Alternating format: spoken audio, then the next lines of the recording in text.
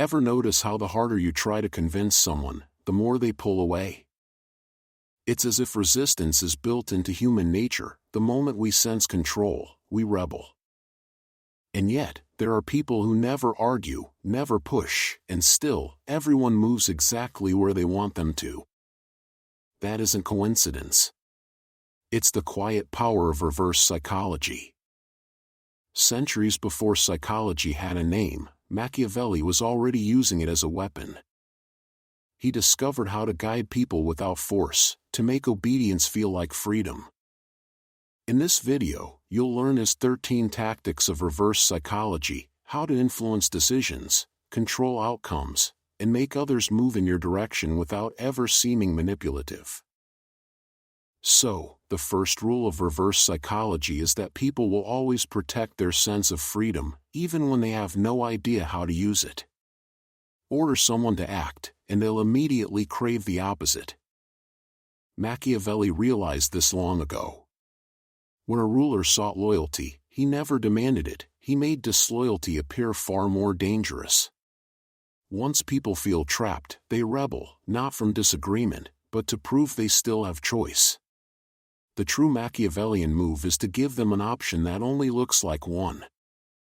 Let's call it the illusion of control. Make others believe they're steering the ship while you quietly set its course.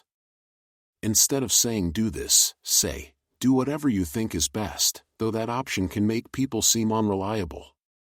You didn't issue an order, you directed. Their ego stays untouched, which makes them comply simply to prove they're independent. The second tactic is the forbidden apple. The quickest way to make someone desire something is to place it just beyond their reach. Machiavelli applied this to allies, soldiers, even the crowd. He turned ideas into something too dangerous, too bold, or too controversial to try. Suddenly, everyone began defending those ideas, promoting them, fighting for them, thinking they were rebelling, when in fact they were fulfilling his design. The third is the weak suggestion. Never push directly. Speak as though you're indifferent to being heard. People instinctively resist dominance but are drawn to calm confidence. For instance, when leading a group, say, maybe this isn't the perfect way, but it could solve the issue. That phrasing disarms resistance and stirs curiosity. Soon they'll persuade themselves to do what you intended. Fourth, the echo technique. People trust their own thoughts more than anyone else's.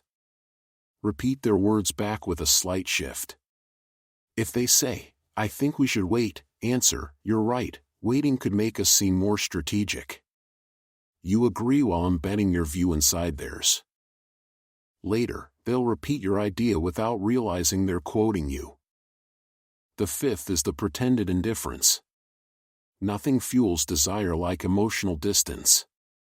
Indifference carries power because it changes the emotional balance.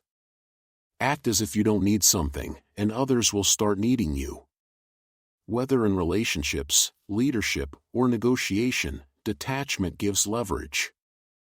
People chase what doesn't chase back. Machiavelli often made others believe they were gaining his favor while he quietly controlled the pace. The sixth is the reverse threat. Instead of saying, if you do that, I'll be angry, say, do what you must, I'll adjust. This reverses pressure. The other person now faces your composure. Why no reaction?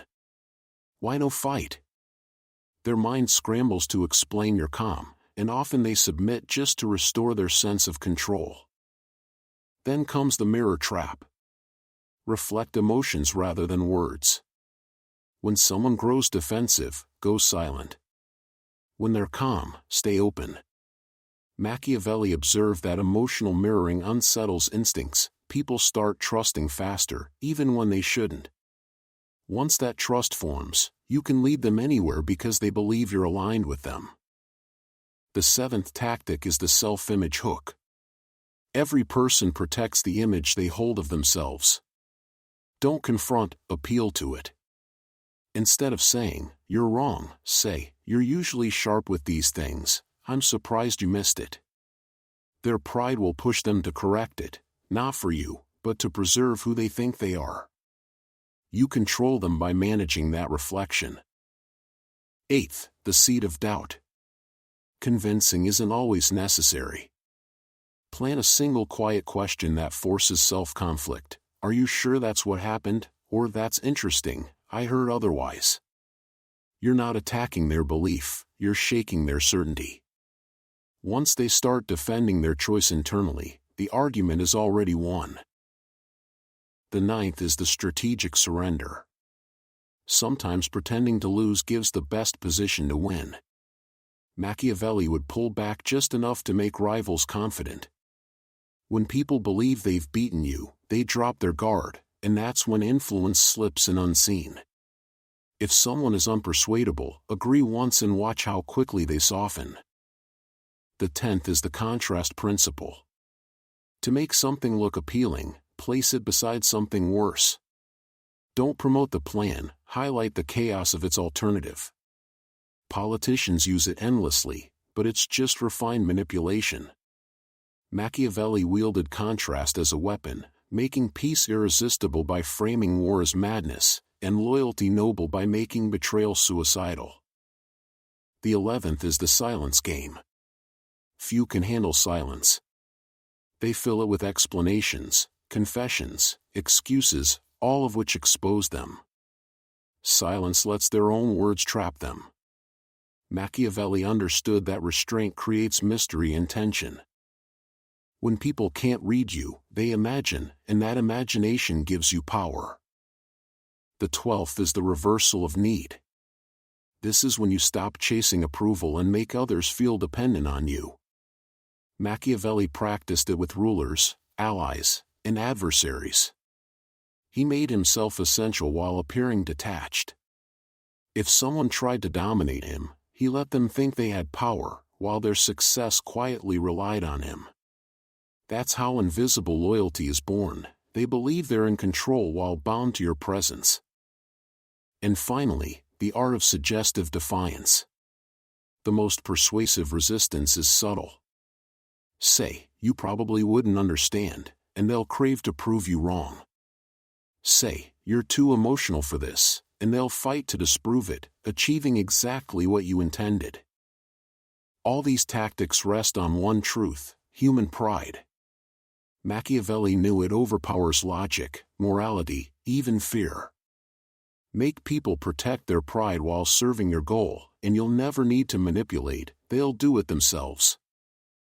Think of how often someone made you chase approval by pretending not to care, a boss letting you choose what was already chosen, or an idea planted so subtly you thought it was yours.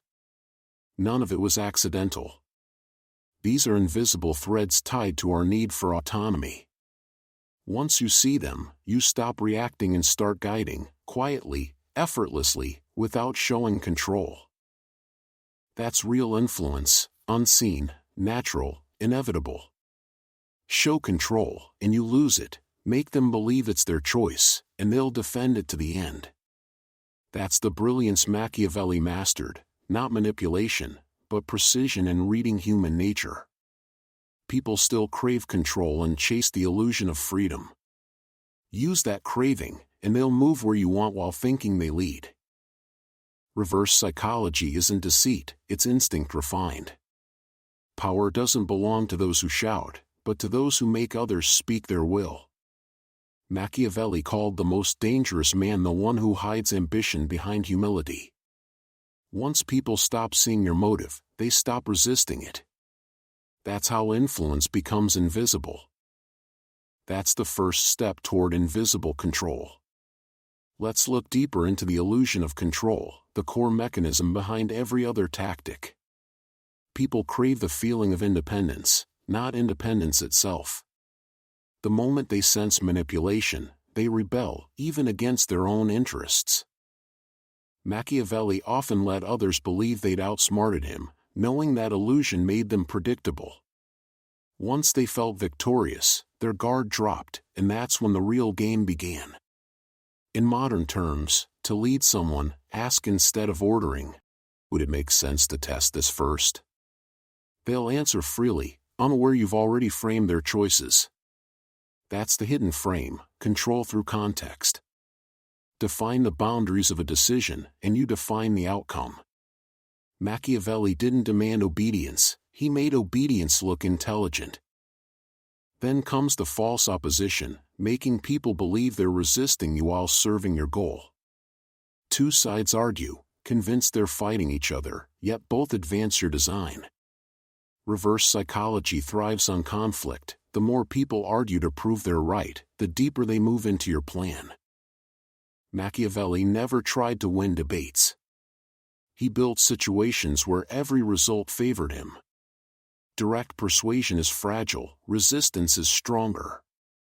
Tell someone, "Don't look," and they must look. Say, "You wouldn't understand," and pride drives them to prove they can. They think they're rebelling, but they're following your script. This leads to the ego trap, one of Machiavelli's sharpest psychological weapons. Praise someone's intellect just enough to shape their actions. You're too rational to be swayed by emotion. It flatters, but it also programs behavior. They now suppress feeling to defend that image. You've given them an identity to protect, and they'll act according to it. Reverse psychology doesn't push people, it pulls them through their self-concept. It goes darker. When Machiavelli sought loyalty, he didn't request it, he provoked it. He made people prove devotion on their own, because sacrifice feels sacred when chosen. Leaders who appear detached inspire deeper loyalty than those who beg for it. Withholding validation creates a void others rush to fill, the law of the void, absence is control. Then comes the controlled contradiction. Stay unpredictable just enough to blur your motives. People crave patterns, and when they can't find one, they become cautious and eager to please. A Machiavellian mind uses inconsistency not as chaos, but as armor. One moment supportive, the next indifferent, confusion breeds compliance. But these methods demand restraint. Too much cleverness exposes itself, too much distance feels manipulative. Power hides in measured authenticity. Machiavelli revealed just enough truth to make deceit believable, the half-life effect, where sincerity and strategy fuse until no one can tell them apart. Emotion isn't faked, it's regulated. One of the most overlooked tactics is reverse desire. Instead of pursuing what you want, make it appear undesirable. If you seek attention, act like it burdens you. People crave what withdraws, and they chase what rejects them. Machiavelli knew attraction, loyalty, even admiration intensify under resistance. People value liberty most when it's slipping away, and the same law governs attention. Another layer is the surrendered will. Over-agreeing confuses the mind. Say, "You're absolutely right, no question." Excessive agreement triggers self-doubt. The other person reconsiders, wondering what they missed. You haven't opposed them, you've let their logic implode. This is psychological judo, using momentum against itself. Next comes the slow withdrawal. It's not mere absence, it's calculated rhythm. Offer steady validation, then remove it suddenly. The brain loops, seeking closure, turning curiosity into obsession. Confusion breeds dependence. True reverse psychology doesn't force action, it anchors attention. Yet Machiavelli warned, once manipulation serves ego, it consumes you. The art lies not in deceit but in foresight, in predicting rather than controlling. Most actions stem from insecurity, pride, or illusion of choice. Reverse psychology isn't domination, it's architecture, crafting space where control becomes unnecessary because movement aligns naturally with your will. Apply it without deceit by shifting focus from force to influence. Don't command, frame. Don't convince, withdraw. Don't dominate, mirror.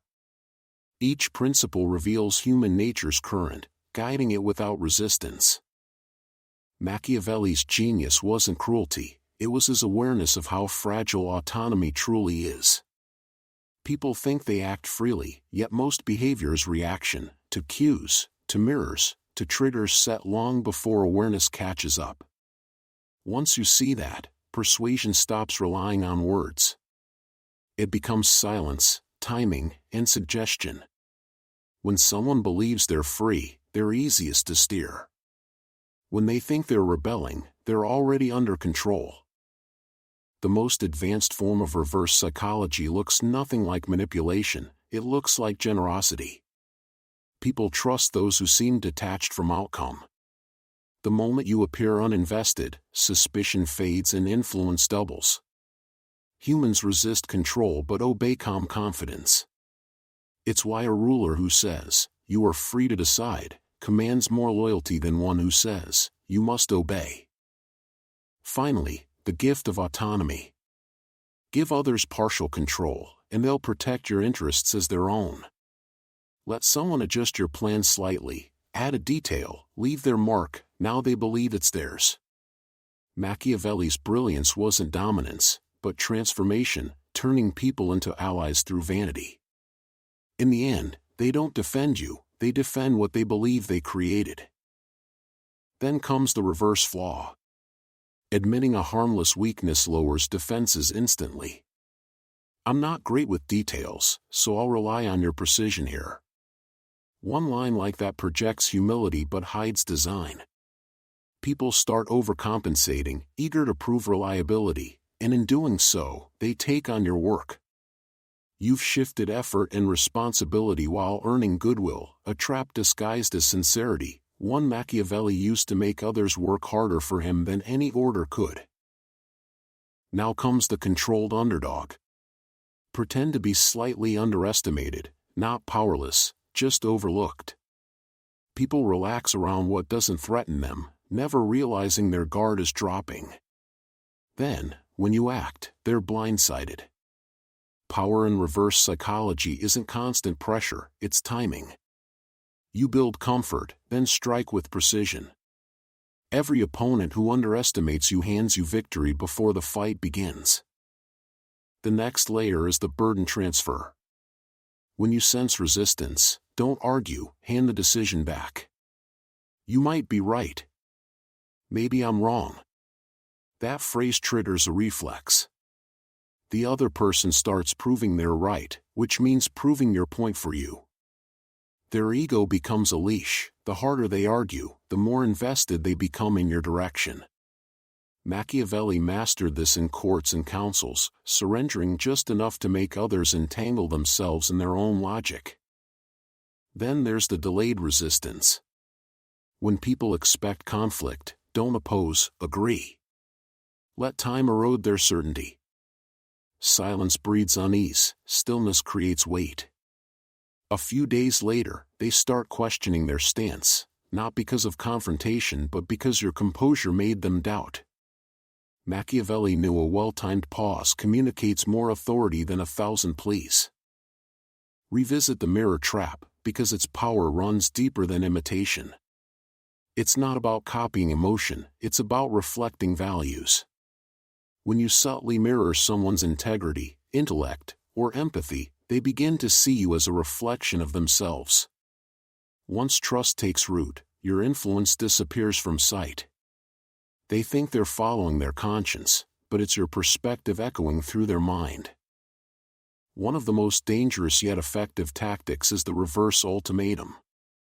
When someone threatens to walk away or betray you, respond with calm detachment, do what's best for you. They expect resistance, instead, they need indifference. The emotional balance flips. Suddenly, they seek reassurance. Power here doesn't lie in stopping others, it lies in making them stop themselves. Machiavelli also practiced the shadow favor.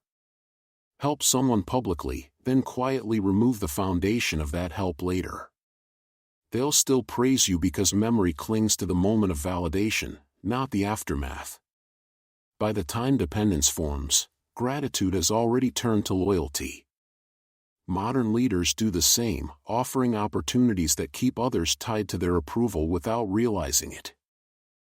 Next comes the concealed reversal. When aggression is expected, show grace. When generosity is expected, hold back.